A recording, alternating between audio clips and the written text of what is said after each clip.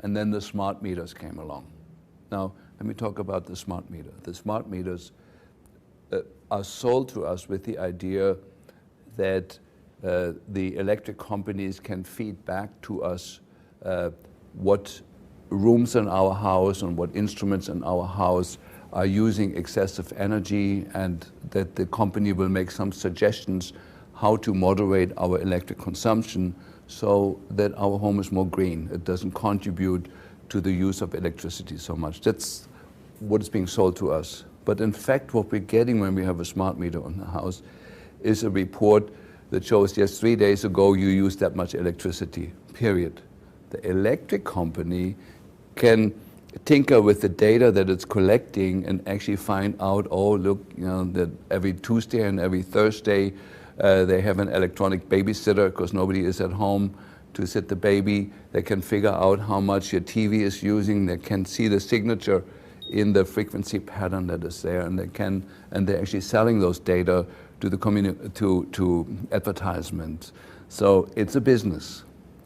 It's a business that does not serve currently the way it's practiced at all the reduction of energy usage. Now, the smart meter sends an impulse, microwave impulse at 900 megahertz, between 17,000 and 190,000 times a day through your home, through the entire home. And that radiation can be over 600-fold, we measured it, of even by the EPA. The EPA set standards of what's acceptable, and these standards are way, way too high for our biological health. And we measured homes where it was up to 600 times above the standards that is set, which are way too high to start with, 600-fold. So what happens with the smart meters, there is a router that sends the information back to the electric companies, and whoever has their home closest to the router, that smart meter becomes a transmitter for the smart meters that are further away. And that smart meter then becomes the source of much, much increased radiation, microwave radiation that goes into the home that is sitting on at levels that we measured that were up to 600 times higher than even the high level that the EPA sets as acceptable. And here's what we've seen. One of my patients, a good friend of us, had a husband with Parkinson's disease who was doing okay for many years. The smart meter was installed. Within weeks, the patient has a dramatic downturn in brain function. He was no longer able to walk, and 6 months later, he died. My patient, who had recovered from Lyme disease 10 years ago and was in very stable, good health, the moment the smart meter was installed, her health went down, and she can no longer sleep any night. She has a constant feeling of vibration in the body. She feels like she's losing her mind, and she had to evacuate her home to save her life. She moved back in with family members. She has a beautiful home here in Mercer Island in Seattle, in the richest, wealthiest area, in a home that she can no longer live since the smart meter is there. Now we're trying, me as a physician, I try to explain to the electric company that, that they're destroying the health of the patient. The electric company, of course, tells us, well, there is no laws overseeing the electric company is completely given free rein. As far as we know, the smart meters were never studied for the safety for humans. It's a technology done by private companies. These electric companies are private companies that have the right to install this on your house, destroy your health, and there's no accountability at all for it. So this is just one case. We have many cases where children had recovered from their learning disability, from their autism, from their asthma. Brain cancers had healed. They were non-detectable. The smart meter was installed. Within 6 months, the brain cancer is back. That was considered healed. The seizure disorder was back. The autism was back. Or children, usually the regressive form of autism, children are born normally. After the 3rd or 5th or 6th vaccination, when they're 18 months old, suddenly they have the downturn where they lose what they've gained. They lose their language, they lose eye contact, and they're bad. You don't see that with 8-year-olds, but we do. Children were completely normal, 8-year-old, in school, everything is good. Suddenly the child turns autistic, loses everything it's gained, including the language. An 8-year-old, where we find out the smart meter was installed by the house. So this technology is for a lot of people absolutely devastating. We do not know yet whether it's affecting everybody. Just some people notice it and other people just die quietly. There is this myth of electrosensitivity. Electrosensitivity and electroallergy are two different things. Yeah? It is our experience as physicians that everybody is equally electrosensitive. You install this thing, measurably certain things in your health go down. You know, we tracking now, I say it here on TV, certain sensitive parameters of it. One is an inflammatory marker called TGF-beta-1, goes way, way up as soon as the smart meter is installed. The MMP9, that's the metalloproteinases, go way, way up. These are inflammatory markers. The copper level in the serum goes up as a sign of chronic inflammation driven by something that's suddenly there. The hormones go way off. The neurotransmitters go way off. So we have lab tests that we can show. Here's a patient, we monitor him for 10 years before, he was completely normal. The smart meter was installed 6 months later. The patient looks like a dying patient from the lab work. And we find those changes even in people that say, well, my wife is sick since the smart meter's in there, but I'm totally healthy. But we look at the lab work, it looks just as bad. Yeah, so some people have an awareness of health and goodness in them, and other people don't. But from what our experience is that everybody is affected by it. It's not just a few 3% of electrosensitive people. Yeah? And so I think I like to make that point here very clear.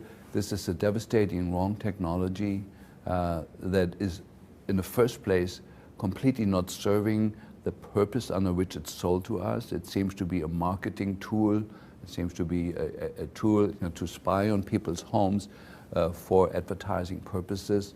We do not see any positive outcome that anybody has been informed of. Yes, every time your swimming pool goes on, your electric consumption goes up threefold. There's not the information that the patients get.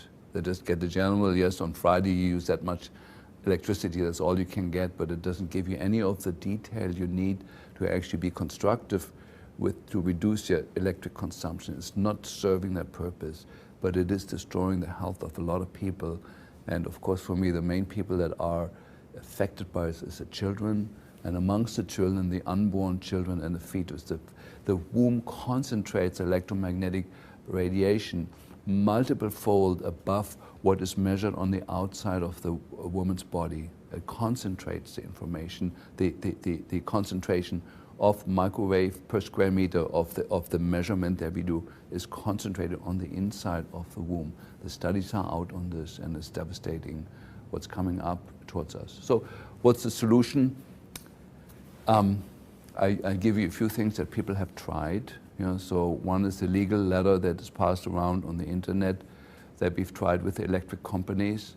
There was one positive response where it was deinstalled, several failures.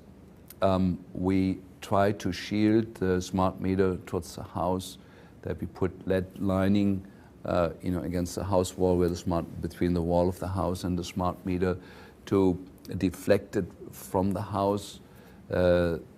Usually the consequence is that within a few weeks the electric company says, listen, we're not getting proper readings on your house, we need you to come and look up what's wrong. So there's then a game of hide and seek, where you remove the protection before they come, if you know when they're coming, and then you put it back on. My friends in Germany have found a $20 solution to it, since the smart meter is usually installed outside the home. My German friends have used what I call the German method. They bought a big axe and smashed the thing. Because it's on the outside of the house, nobody can prove that it was somebody who lives in the house, and people say, we're terribly sorry, but somebody's doing this, and then as soon as it's reinstalled, they do it again. And the golden rule over there is with the electric companies, if it's done 3 times, they go back to the old system, to not lose the information or the money. And so I don't know currently technically if there's a better solution. out. We are trying as physicians to inform the electric companies, assuming that they themselves don't know this information, that since the smart meter is installed, our patients have high blood pressure peaks. Erratic high blood pressure is the most common symptom that we see, and irregularity of the heart rate, of the pulse. Those are the first warning signs before the nervous system goes completely off. And so we're writing letters to the electric company and try the peaceful warrior way first, which has worked in some cases and not in others. And so then there's these other stages that we have tried.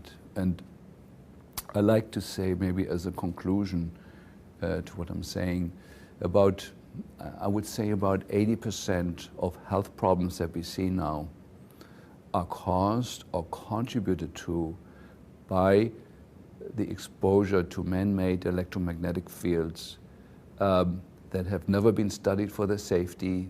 In fact, all the studies that were done, that were correctly done, show they're not safe.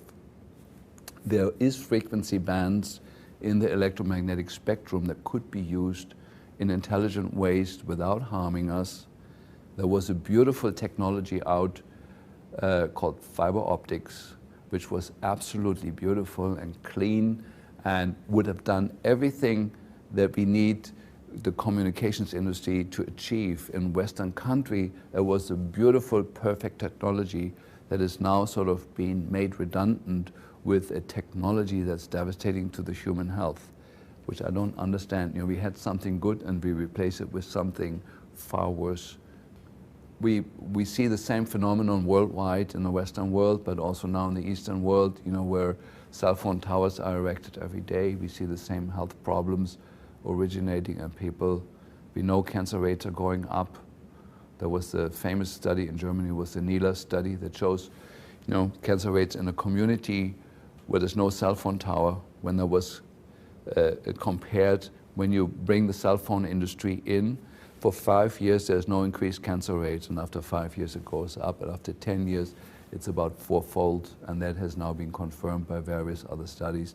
It's just, and of course, this was a study done by friends of mine in a town in Germany called Nila, where the judge ordered that the cell phone industry had to pay for the study.